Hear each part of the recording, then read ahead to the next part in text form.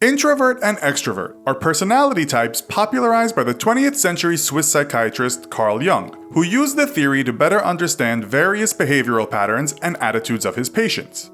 An introvert is a person whose attention and interest is typically directed inward toward their feelings and thoughts, whereas an extrovert's attention is focused more toward other people and the outside world. We all have the experience of both, but naturally sit more strongly on one side or the other.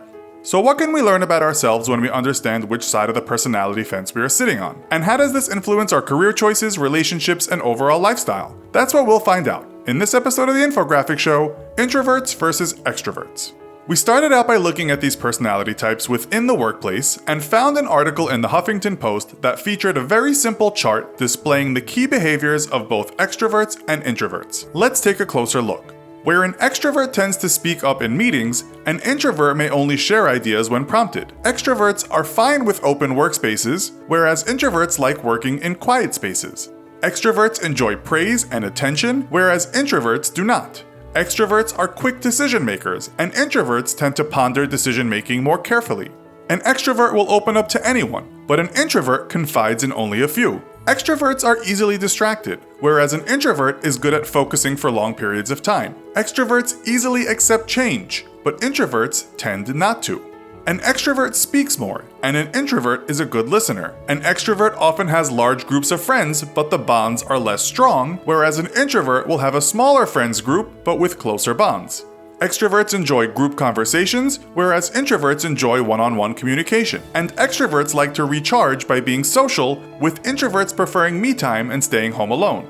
This is insightful, but how does it translate into the type of career we are best to choose? To understand this, we researched what the recruitment companies are saying. According to the Undercover Recruiter, extroverts thrive on careers that involve interaction with the general public and working as part of a team. Some examples are lawyer, construction worker, event planner, entrepreneur, or police officer. But jobs that allow a person to work independently are a better fit for introverts, and these include graphic designer, software developer, artist, or truck driver. What about some famous examples of introverts and extroverts? What did they choose to be in life? Starting with extroverts, one of the most well-known is Bill Clinton. The White House has mostly been occupied by extroverted men. The 42nd President of the United States was always energetic in his conduct, both in office and on the campaign trail.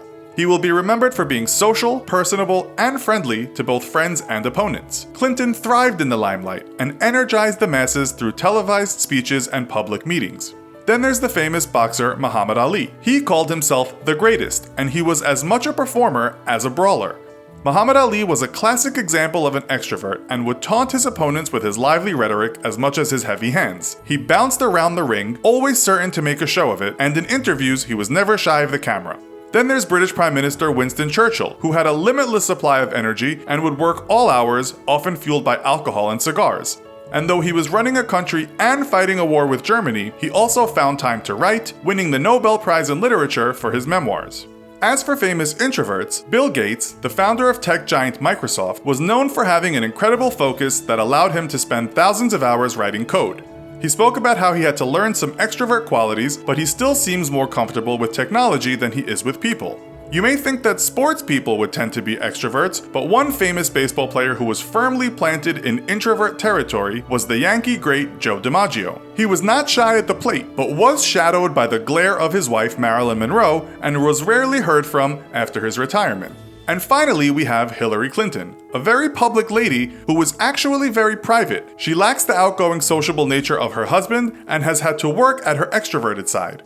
In 2015, CNN quoted that when Hillary was asked, "Are you an extrovert or an introvert?" she replied, "I am an extra introvert." We've looked at careers. What about relationships? Girlfriends, boyfriends, husbands, or wives? Is there an ideal matchup? Well, we just mentioned Bill and Hillary as being on opposite sides of the spectrum, so let's see if that's a good or bad thing. We found there is an abundance of information online about introvert-extrovert relationships, and what better place to look than one of the largest dating sites, eHarmony. This site has a matching algorithm based on data collected from interviews with more than 50,000 married couples in 23 different countries. eHarmony has concluded there are the following challenges couples face when trying to find the ideal personality match.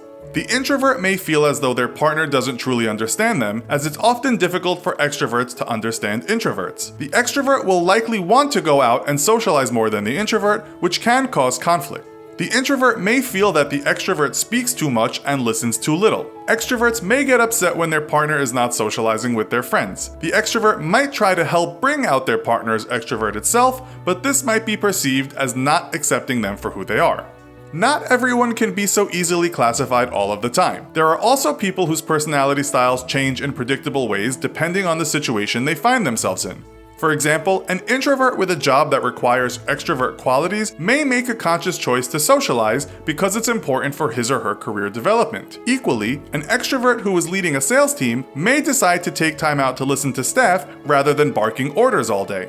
So though we have dominant characteristics, these are not necessarily fixed. And most people also sit naturally between the two personality types. They are known as ambiverts, and there are advantages to being an ambivert. With a personality type that doesn't lean too heavily in either direction, they have a much easier time adjusting their behavior based on the situation, enabling them to connect more easily with a wider variety of people. There are clearly many differences between introverts and extroverts, and though understanding your personality type is useful and it's possible to adapt and change in some situations, it may not be the be-all and end-all, as accepting and being happy with who you are naturally is often just as important. So, based on what you just learned, are you an introvert or an extrovert? Let us know in the comments. Also, be sure to check out our other video called What Are the Signs That You're a Psychopath? Thanks for watching, and as always, don't forget to like, share, and subscribe. See you next time!